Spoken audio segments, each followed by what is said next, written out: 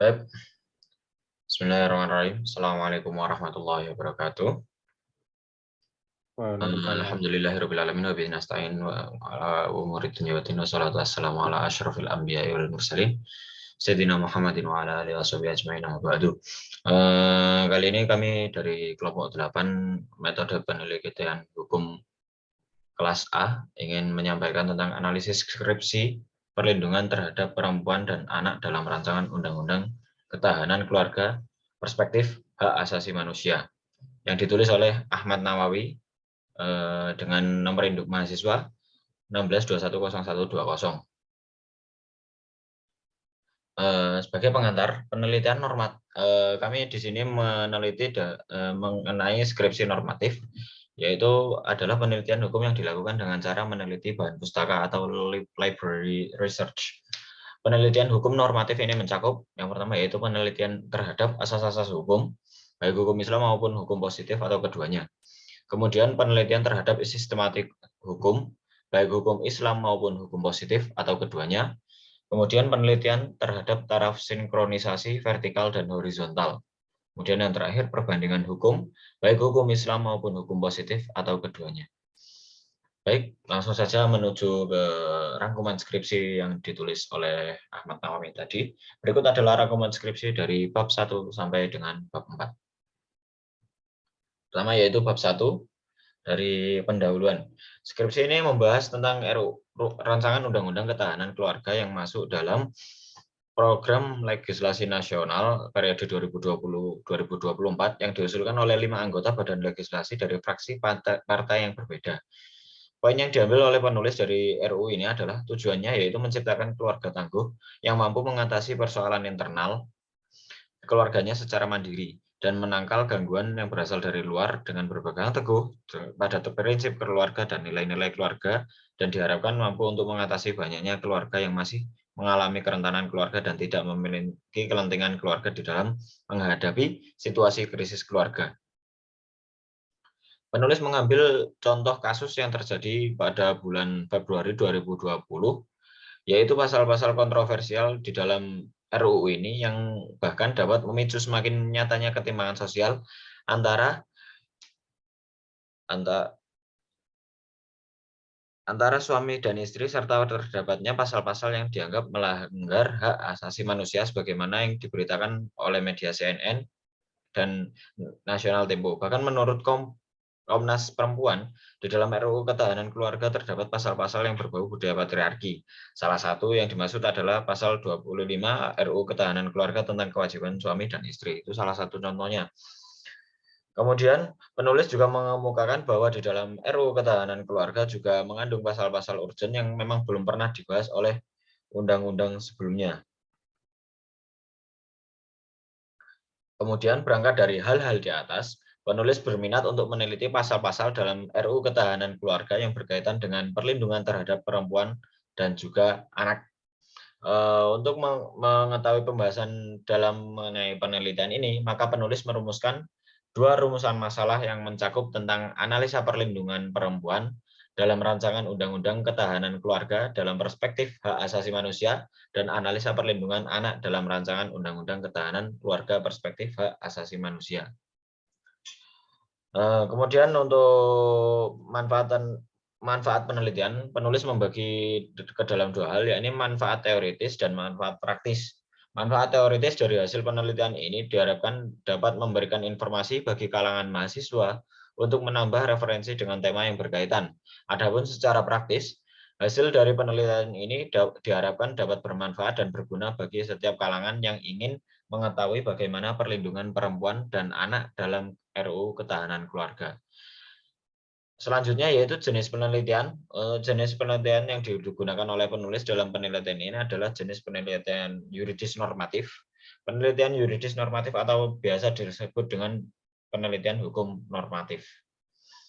Kemudian masih di bab 1 yaitu pendahuluan, penulis mengambil 2 macam sumber data, yaitu sumber data primer dan sekunder.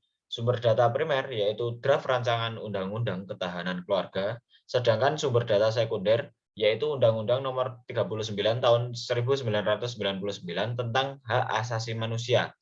buku-buku yang terkait dengan perlindungan perempuan dan anak serta hak asasi manusia, skripsi dan artikel yang berkaitan baik dari surat kabar maupun media elektronik. Kemudian penulis melaksanakan pengumpulan data penelitian ini menggunakan studi dokumen. Hal ini dikarenakan dokumen rancangan Undang-Undang Ketahanan merupakan bahan hukum primer dalam penelitian ini, dan studi kepustakaan dengan buku, kitab, serta artikel-artikel sebagai bahan hukum sekunder.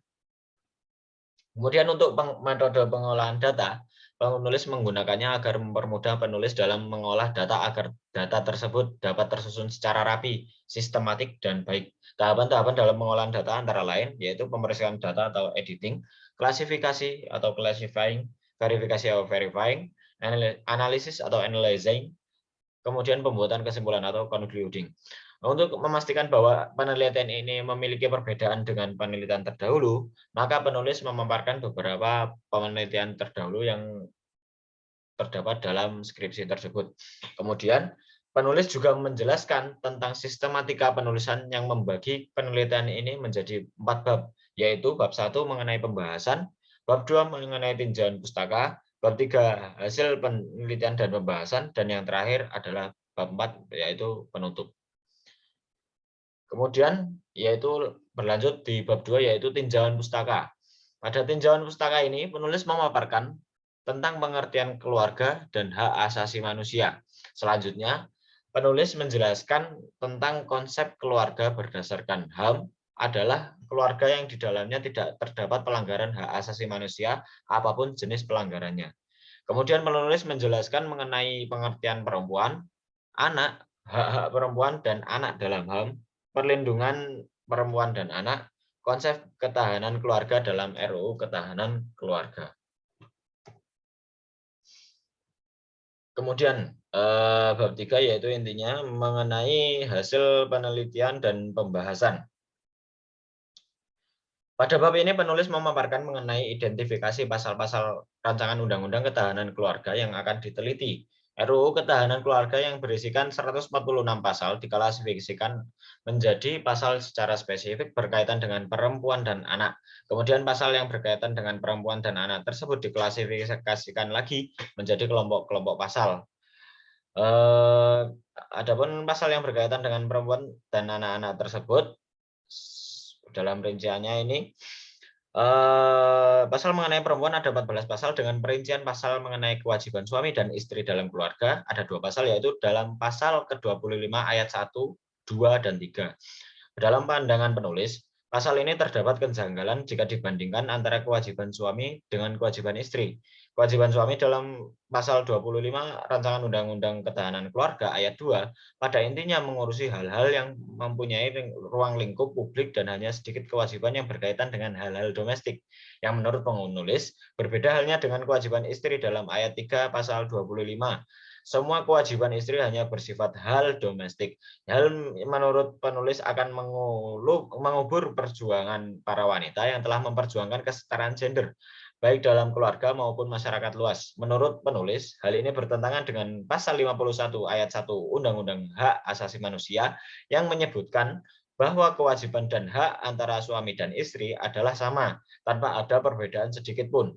Undang-undang ini menurut penulis justru sinergi dengan pasal 24 ayat 3 RUU Ketahanan Keluarga. Hak ibu hamil ada 3 pasal. Selanjutnya untuk hak ibu hamil ada 3 pasal yaitu dalam pasal 95 sampai 96, kemudian 29, kemudian Undang-Undang HAM pasal 49. Hak ini menurut penulis harus dikaji ulang dengan pasal 29 RUU Ketahanan Keluarga. Kemudian di dalamnya juga ada larangan jual beli sperma dan ovum dan surogasi yang terdapat 7 pasal yaitu dalam pasal 31, 32, 139 sampai 143, kemudian Undang-Undang HAM pasal 10. Lalu mengenai anak ada 31 pasal yang dengan perincian hak asuh oleh ibu ada 1 pasal yaitu pasal 80 memiliki perbedaan dengan pembahasan hak asuh anak dalam KHI. Pasal 10A menyebutkan bahwa pemeliharaan anak yang belum memayis menjadi hak ibunya. Kemudian anak tersebut sudah dewasa, maka diserahkan kepada keputusan anak tersebut apakah memilih bersama ibunya atau bersama ayahnya. di mana perbedaannya adalah dalam RUU Ketahanan Keluarga tidak diterangkan kondisi anak secara detail seperti belum memayis atau sudah dewasa, tetapi hak asuh anak akibat perceraian akan diprioritaskan kepada ibu. Menurut penulis, pasal 80 RUU Ketahanan Keluarga dapat dipertahankan dalam RUU Ketahanan Keluarga, namun dengan catatan untuk memuat keterangan kondisi pertumbuhan anak secara detail yang berhubungan dengan hak asuh anak yang diprioritaskan kepada sang ibu. Tanggung jawab mendidik dan mengasuh anak ada satu pasal, yaitu dalam pasal 28 yang dikaitkan oleh penulis dengan UU HAM. Pasal tersebut tidak ada pertentangan sama sekali dan lebih kepada penekanan dan sebagai penjelasan bagaimana cara mendidik dan mengasuh anak yang sebelumnya diatur dalam Undang-Undang HAM. Pasal ini menurut penulis pantas untuk dipertahankan dalam RUU Ketahanan Keluarga. Selanjutnya, langsung saja ke bab 4, yaitu penutup. Penulis memaparkan dua kesimpulan, yaitu yang pertama, yaitu perlindungan perempuan dalam RUU Ketahanan Keluarga dalam perspektif HAM memiliki dua bagian, yaitu pasal yang bertentangan dengan HAM dan pasal yang sejalan dengan HAM. Dan yang kedua, yaitu perlindungan anak dalam RUU Ketahanan Keluarga dalam perspektif HAM menghasilkan dua bagian pasal, yaitu yang bertentangan dengan HAM dan yang sejalan dengan HAM. Penulis juga memaparkan saran bagi pengusul RUU Ketahanan Keluarga agar dapat membahas ulang pasal-pasal yang masih bertentangan dengan HAM dan mencermati kekurangan pasal-pasal yang termuat. Lalu saran untuk para peneliti agar selanjutnya lebih bisa meningkatkan fokus pembahasan terhadap perlindungan perempuan dan anak dan lebih memperkaya ilmu pengetahuan yang dapat memberikan dampak yang baik secara akademik. Dan yang terakhir, untuk pembaca skripsi ini, penulis berharap pembaca agar memberikan kritik dan saran yang bersifat membangun. Kemudian untuk analisis skripsi tentang kelebihan dan kekurangan akan dilanjutkan oleh saudara saya yang lain. Waktu dan tempat saya persilakan. Ya, baik, terima kasih ya. Selanjutnya ialah menganalisis tentang sistem administrasi, kelebihan dan kekurangan dalam skripsi ini. Yang pertama ialah margin.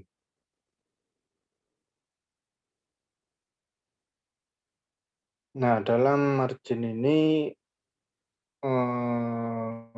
skripsi ini telah sesuai dengan pedoman penulisan skripsi tahun 2019 milik Fakultas Syariah. Nah, dengan rincian ini untuk bagian atas berjarak 4 cm, untuk bawah 3 cm, kiri 4 cm, dan kanan 3 cm.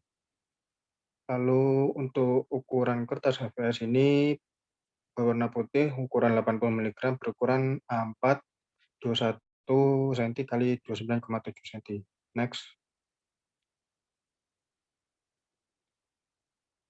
Nah, untuk penomoran yang selanjutnya ialah penomoran. Dalam hal ini penulis ini memberikan nomor halaman pada skripsi yang berisi halaman judul, kata pengantar, daftar isi, dan lain-lain dengan menggunakan angka Romawi kecil 1, I, I2, I3, dan seterusnya dengan menggunakan bahasa Times New Roman ukuran 12 yang diletakkan di bawah halaman. Untuk bab 1 hingga akhir bab 5 ini termasuk daftar pustaka menggunakan nomor 1, 2, 3, dan seterusnya. Nah, hal ini juga telah sesuai dengan pedoman Fakultas Syariah. Next. Yang selanjutnya ialah jenis huruf dan spasi. Nah, dalam penggunaan huruf di skripsi ini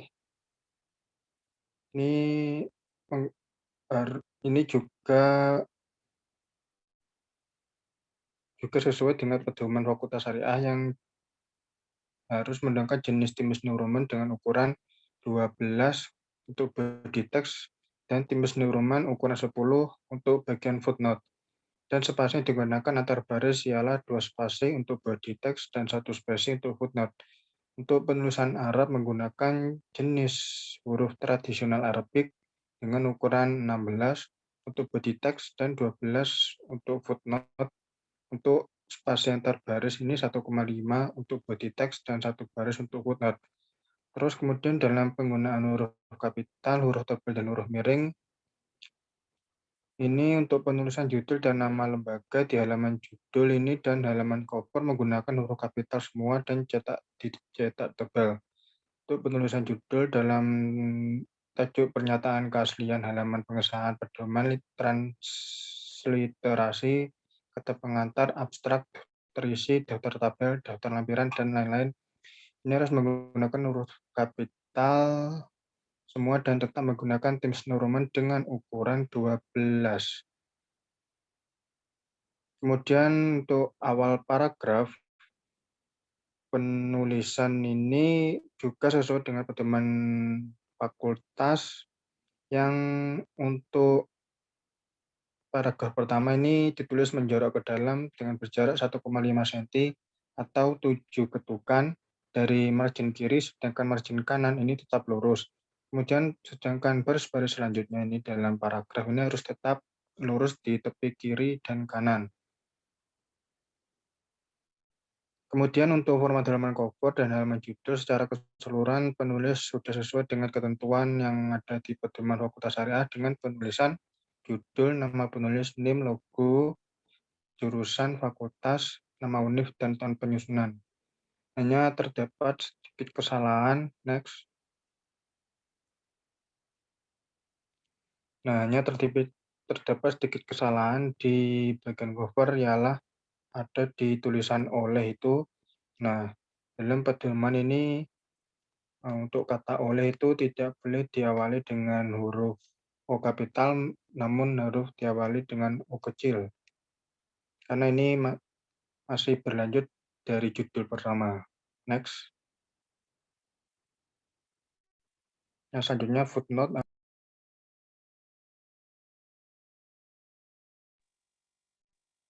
Baik, selanjutnya footnote. Dalam pedoman penulisan skripsi, dinyatakan bahwa penulisan footnote menggunakan jenis huruf Times New Roman dengan ukuran 10. Sedangkan untuk nomor footnote menggunakan angka Arab dan berada di bawah garis yang memisahkan antara body text dan footnote. Dan jarak yang digunakan antara satu nomor dengan yang lain adalah satu spasi. Penulisan footnote langsung ditulis tanpa spasi dan menggunakan nama asli tanpa titel atau gelar. Dan nama buku tulis ditulis miring.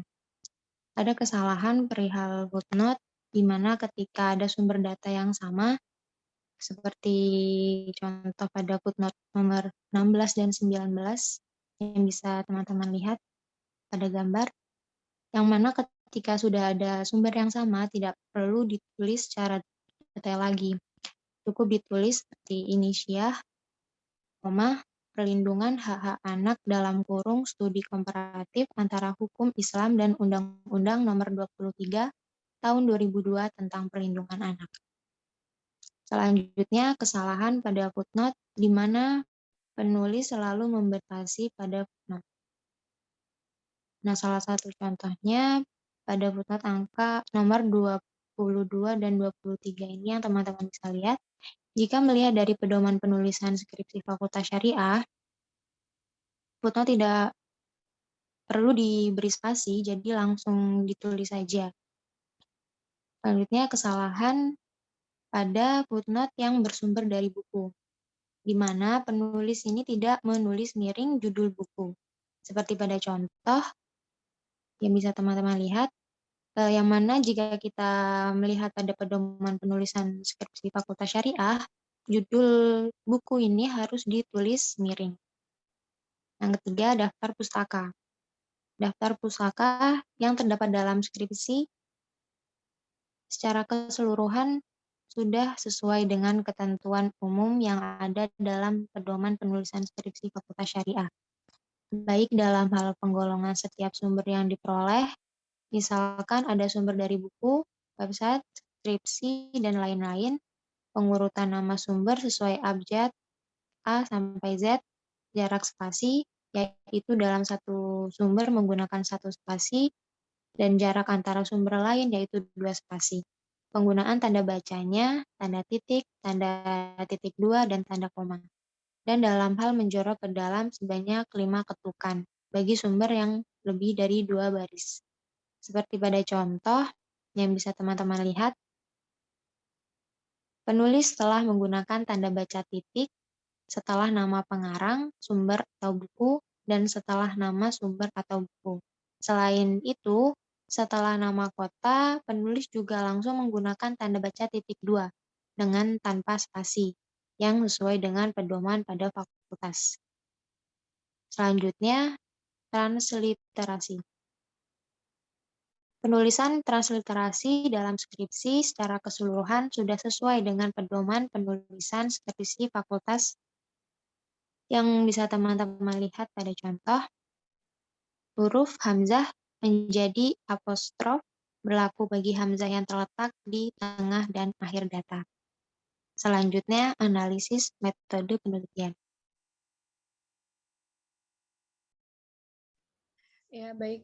Selanjutnya yaitu analisis metode penelitian. Nah, di sini metode penelitian merupakan tahapan proses penelitian di mana data yang sudah dikumpulkan dikelola untuk diolah dalam rangka menjawab permasalahan yang ada. Kemudian, manajemen dan proses pengolahan data inilah yang disebut dengan analisis data. Selanjutnya, next.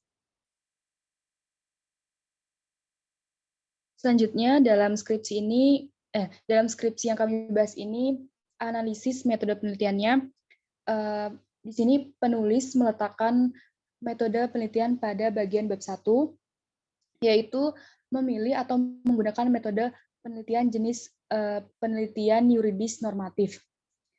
Maka hal ini telah sesuai dengan ketentuan pedoman penulisan skripsi tahun 2019 Fakultas Syariah UIN Malang. Nah, di sini yang pertama yaitu jenis penelitian. Jenis penelitian di sini adalah penelitian yuridis normatif. Dan kemudian penulis menggunakan pendekatan penelitian secara kualitatif, deskriptif, yang mana penelitian ini biasa disebut dengan penelitian hukum normatif. Nah, penelitian hukum normatif ini adalah penelitian yang mencakup penelitian terhadap asas-asas hukum, sistematika hukum, taraf sinkronisasi hukum, sejarah hukum, dan perbandingan hukum. Kemudian penulis menggunakan metode ini karena menurut penulis dalam penelitian ini menggunakan rancangan undang-undang ketahanan keluarga sebagai objek analisis dengan menganalisis pasal-pasal yang berkaitan dengan perlindungan perempuan dan anak. Kemudian sumber data dalam penelitian ini ada 3, yaitu sumber data hukum primer yang berasal dari draft rancangan undang-undang ketahanan keluarga. Kemudian yang kedua, sumber data sekunder, di mana ini berasal atau diperoleh dari Undang-Undang Nomor 39 Tahun 1999 mengenai atau tentang hak asasi manusia. Kemudian buku-buku yang berkaitan dengan perlindungan perempuan dan anak, serta hak asasi manusia, skripsi dan juga artikel yang berkaitan dengan judul skripsi, skripsi tersebut. Kemudian next.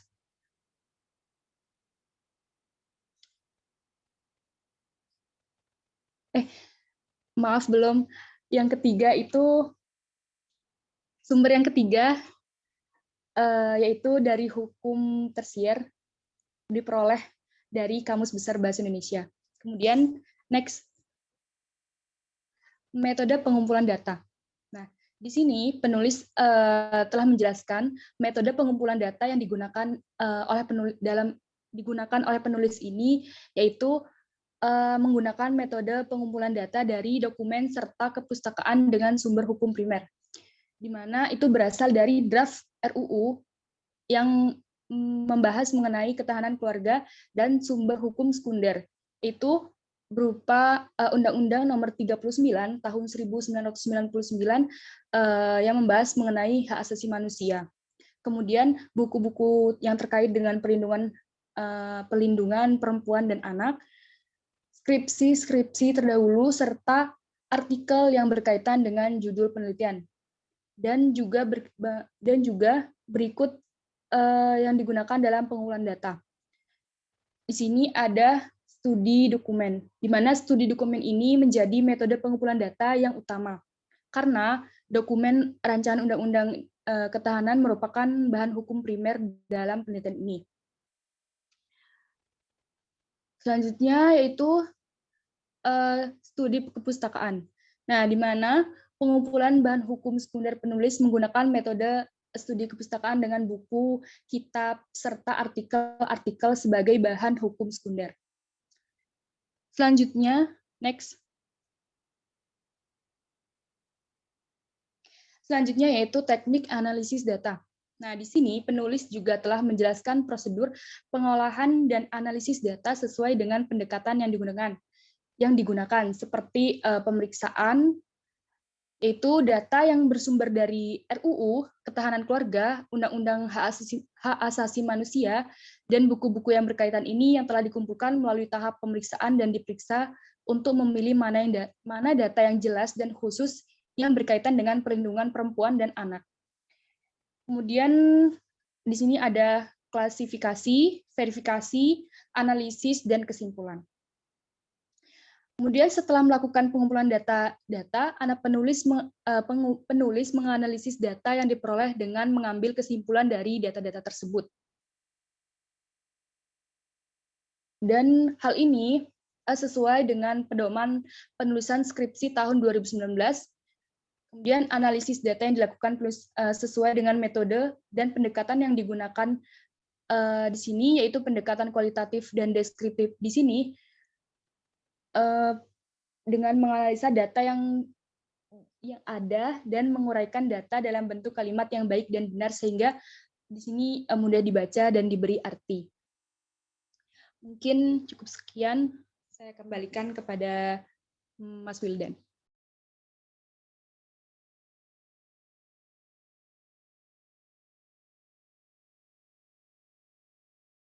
Baik, terima kasih. Mungkin sekian saja dari kelompok kami. Mungkin kalau ada kesalahan dan kehilafan dalam tutur kata maupun penulisan, kami mohon maaf. Syukron hadza minna, astagfirullahaladzim. Syukron. Assalamualaikum warahmatullahi wabarakatuh.